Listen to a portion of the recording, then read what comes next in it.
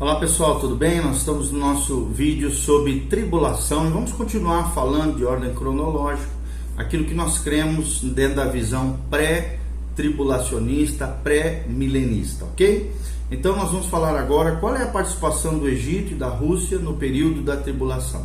Até aqui nós temos voltado a nossa atenção principalmente para a Federação das Nações Europeias Ocidentais, lideradas pelo homem da iniquidade. Quem é esse homem da iniquidade? Obviamente o anticristo. Mas durante a primeira metade da tribulação, outras alianças poderosas também serão feitas, descritas na cronologia profética da palavra de Deus. O Egito, ao sul da Palestina, ou seja, ao sul de Israel, continuará sendo uma nação forte e ameaçadora, até que o líder das nações, ou seja, o anticristo, conquiste o Egito. Essa derrota é profetizada lá em Daniel 11, de 40 a 43. Embora, é claro, os estudiosos não cheguem a um acordo sobre quando isso ocorrerá, aparentemente não será depois da metade da tribulação. Por isso, o Egito somente poderá ser considerado um estado poderoso até que cerca de 3 anos tenha se passado. Depois ele será derrotado e conquistado pelo anticristo e seu exército. O Egito não é citado em nenhuma das guerras, nem como parte das nações, na segunda metade da tribulação, segundo nós vemos de ordem cronológica, literal, no livro de Apocalipse. As nações do Oriente formarão uma espécie de coalizão e não participarão ativamente de nenhum dos eventos envolvendo a Palestina até o final da tribulação, no que a gente chama de Batalha do Armagedon. Então, as tendências atuais das nações orientais que visam a independência e o desligamento da influência ocidental são significativas e é o que nós podemos ver nos noticiários e em todas as notícias e eventos que estão se realizando hoje. Podem ser preparatórios para uma aliança mais forte entre essas nações do que é existente no presente momento. São os megablocos econômicos, né? União Europeia, os tigres asiáticos e assim vai. Ok? Além da Confederação das Nações Europeias, com certeza o bloco mais importante é o que a Bíblia chama de Gog e Magog. Esses nomes são citados em Ezequiel, capítulo 38 e 39. São identificados também em Gênesis 10, ponto 2, ou seja, capítulo 10, versículo 2, como os filhos de Jafé. Após o dilúvio, os jafetitas, ou seja, os filhos de Jafé, migraram da Ásia Menor para o norte, além dos mares Cáspio e Negro. Eles se estabeleceram em uma área ocupada, onde hoje em dia é a Rússia, Ucrânia e o Cazaquistão. Logo então, Gog e Magog pode referir-se as pessoas que vivem na região ao norte da Palestina e vão aliar-se às nações como a Pérsia, atual Irã, a Etiópia, o norte do Sudão, Puti, que é conhecida hoje como Líbia, Gomer, que provavelmente seja parte ocidental da Turquia e da Ucrânia, e Togarma, que é uma região da Turquia próxima à fronteira com a Síria. Você pode conferir isso em Ezequiel 38, versículos 5 e 6. O Ocidente, então, fará um protesto, o Ocidente, fará um protesto, conforme nós vemos no versículo 13, mas sem resultado. E esse exército invasor vindo do norte cobrirá Israel como uma nuvem, como nós vemos no versículo 16, ok? Esses soldados, então, vão roubar e saquear a terra que pensava estar segura, ou seja, Israel, por causa da proteção do Ocidente, ou seja, dessa aliança que foi feita com a Confederação Europeia, encabeçada pelo Anticristo. Nesse momento, então, Deus intervirá e destruirá totalmente as forças armadas da Rússia e seus aliados, Egito e as demais nações. Nós vemos isso claramente em Ezequiel 38, do versículo 21 ao capítulo 39, versículo 7, tudo isso que nós estamos falando resumidamente. Tropas aparentemente invencíveis, como por exemplo o exército da Rússia, que é um dos mais poderosos da terra hoje, serão derrotados de maneira sobrenatural e completamente arrasadas por essa intervenção divina através dos anjos poderosos que protegem Israel, dentre eles Miguel. O exército russo será enterrado em Israel, conforme nós vemos em Ezequiel 39, versículo 11. Somente então a influência do exército russo no Oriente Médio terá então fim, pela intervenção direta de Deus. Até hoje, vocês sabem, a Rússia procura expandir a sua influência, principalmente nessa região, na Síria, no Líbano, nessas nações aí, até na Turquia, tenta de alguma maneira ampliar sua influência, e essa influência do exército russo terá fim, conforme diz a palavra de Deus, por essa intervenção direta de Deus. Qual é o programa do anticristo em tudo isso? As escrituras dividem várias vezes os 7 anos de tribulação em 2 partes iguais. A última das 70 semanas de 7 anos é dividida ao meio por um evento muito importante, conforme se descreve em Daniel, profeta Daniel, capítulo 9, versículo 27. Em Apocalipse também, as 2 metades da tribulação são chamadas de um tempo, tempos e metade de um tempo. Está lá em Apocalipse 12, 14. Ou então 42 meses. Nós podemos ver essa terminologia em Apocalipse 11, versículo 2 e Apocalipse 13, versículo 5. Ou ainda 1260 dias. Nós vemos isso em Apocalipse 11.3, capítulo 11, versículo 3, e Apocalipse 12, versículo 6. Cada um deles totalizando 3 anos e meio. E essa invasão de Gog e Magog, como nós falamos sobre a Palestina, que ocorrerá pelo norte, ou seja, o exército russo e seus aliados, parece ser um tempo em que os planos do homem da iniquidade, o anticristo, serão quase exterminados. Mas é claro, com a interferência sobrenatural de Deus e a destruição das forças russas, abrirá-se um caminho para que a besta reassuma o seu plano e a sua influência ainda mais a nível mundial. Então, nós vamos falar agora um pouquinho mais sobre a morte das 2 testemunhas. Primeiro, o anticristo precisa eliminar o antagonismo de 2 pessoas, descritas lá em Apocalipse 11, do versículo 3 ao versículo 13, que estarão se opondo a ele profeticamente. A morte dessas 2 testemunhas será o primeiro grande feito da besta, ou seja, do anticristo, na metade da tribulação.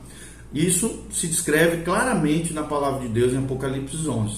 As 2 testemunhas terão um ministério espetacular durante a primeira metade da tribulação.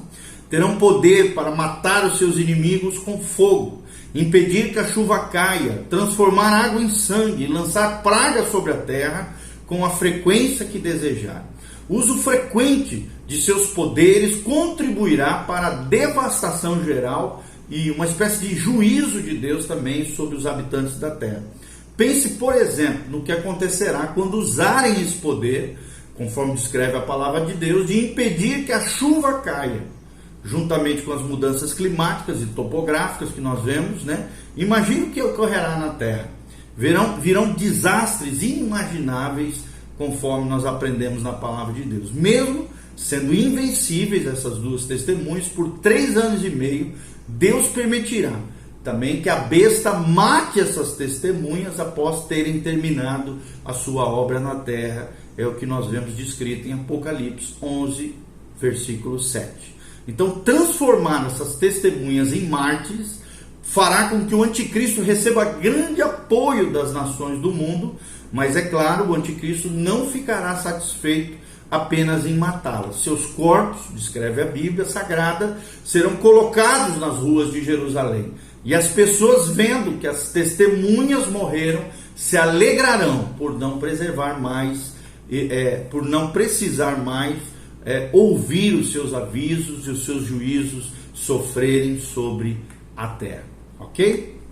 Porém, somente olhar para os corpos em decomposição desses 2 homens não satisfará as pessoas desse período tribulacional. Pelo contrário, transformará ainda essa ocasião em um feriado mundial, e trocarão presentes entre si, diz a Bíblia Sagrada. É interessante notar também que durante toda a tribulação, essa é a única ocasião em que a alegria é mencionada. Depois só dor, sofrimento, coisas terríveis vão de acontecer nesse período tribulacional. As pessoas também serão tomadas de tanta satisfação pela morte das testemunhas, que para elas será como uma espécie de feriado festivo a nível mundial. Sempre lembrando que todos os eventos que acontecem no período tribulacional são eventos, são fatos que afetarão toda a terra, não serão eventos isolados, como até hoje na história foram ao longo de pequenos países ou nações, em lugares geográficos isolados na terra, mas serão eventos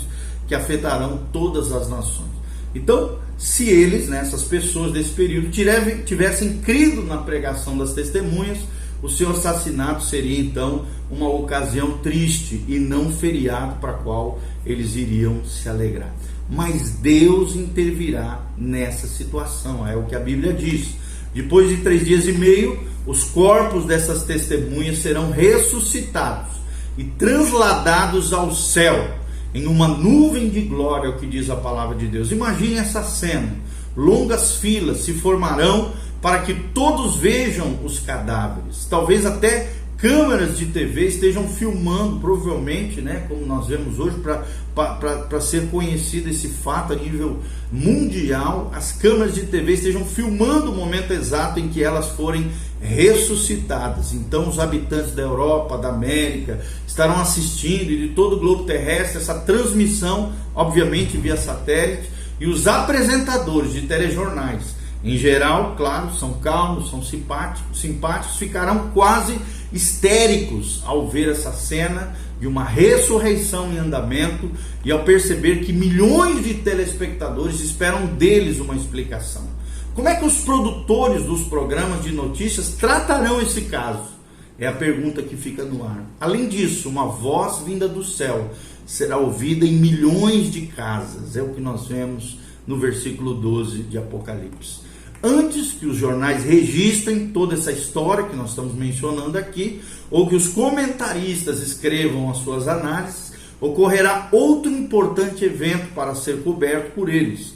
Um grande terremoto em Jerusalém destruirá 1/10 da cidade, matando 7.000 pessoas.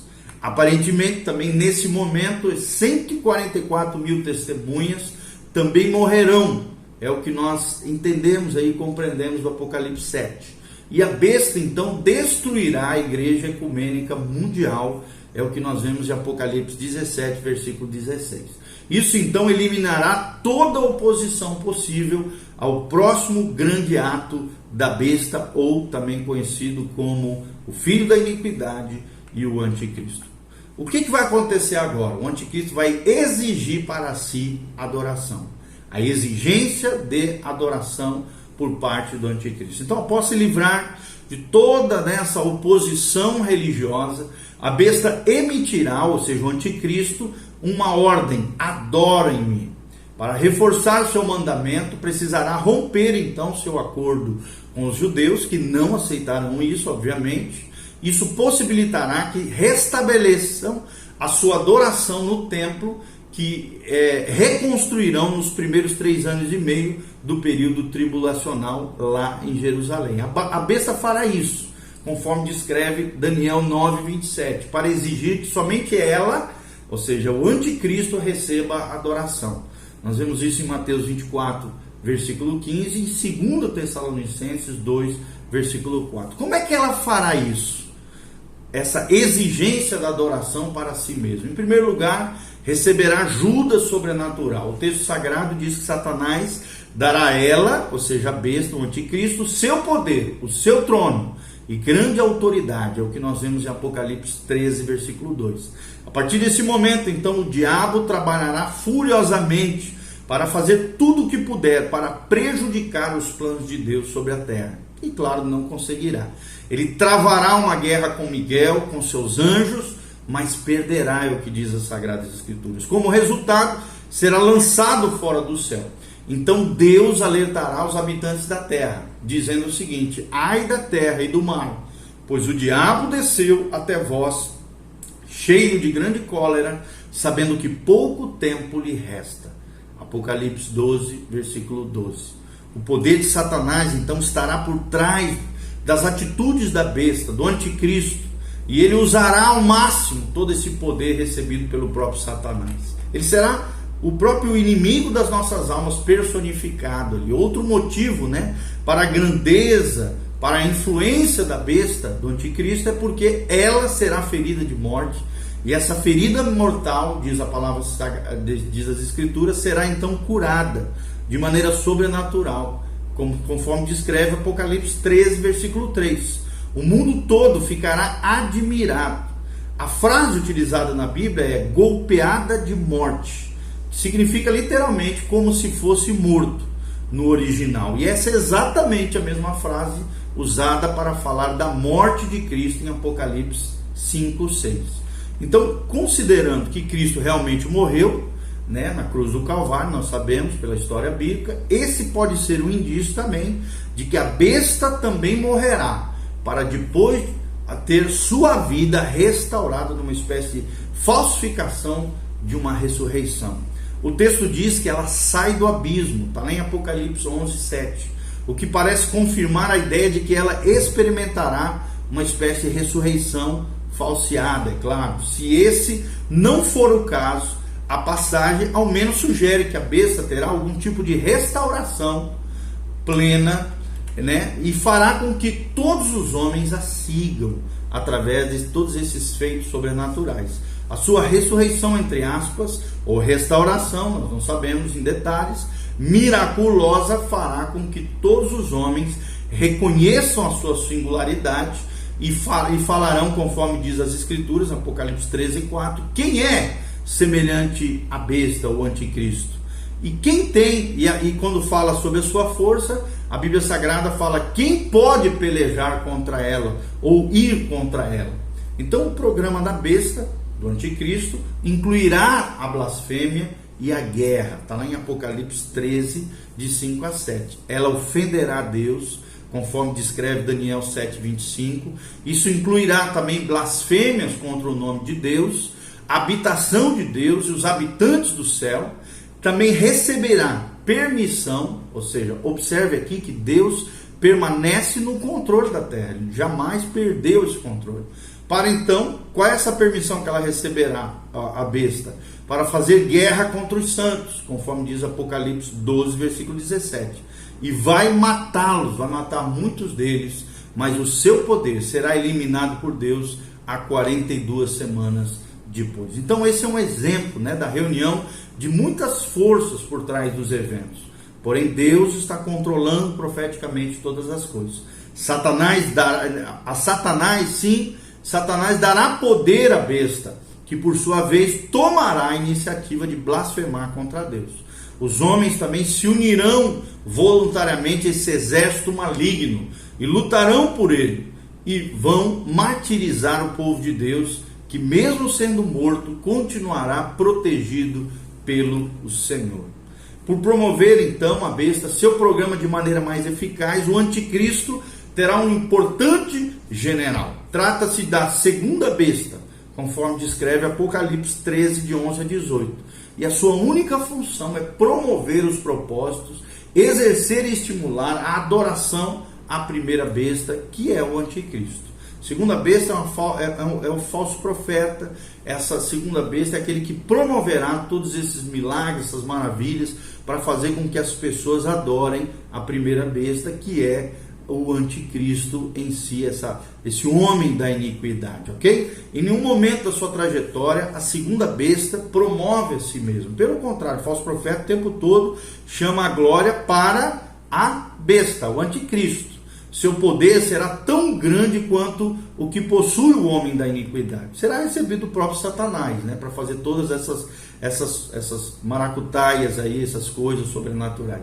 Mas ela usará isso em interesse de seu superior e não para si mesmo, conforme o versículo 12 de Apocalipse 13 descreve, ok? Esse general também terá poder de fazer com que fogo caia do céu, duplicando o poder das duas testemunhas para mostrar ao mundo que ela é tão grande quanto eles, ou seja, as duas testemunhas. terá também a capacidade de realizar outros milagres, é o que nós vemos no versículo 13 e versículo 14. Além disso, ordenará que os homens construam uma imagem da primeira besta, o anticristo, o homem da iniquidade, e eles aparentemente logo obedecerão de bom grado esse pedido do falso profeta.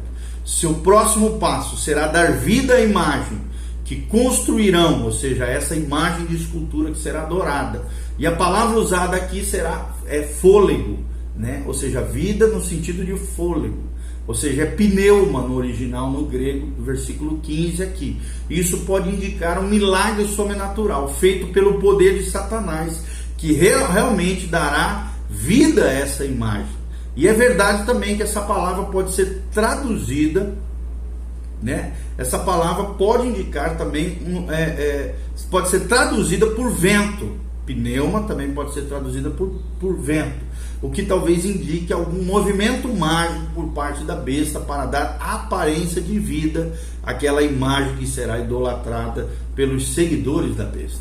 Então a fala e os movimentos de uma imagem facilmente poderiam também ser artificiais, mas com a mesma facilidade pode também ser obra de Satanás, ok?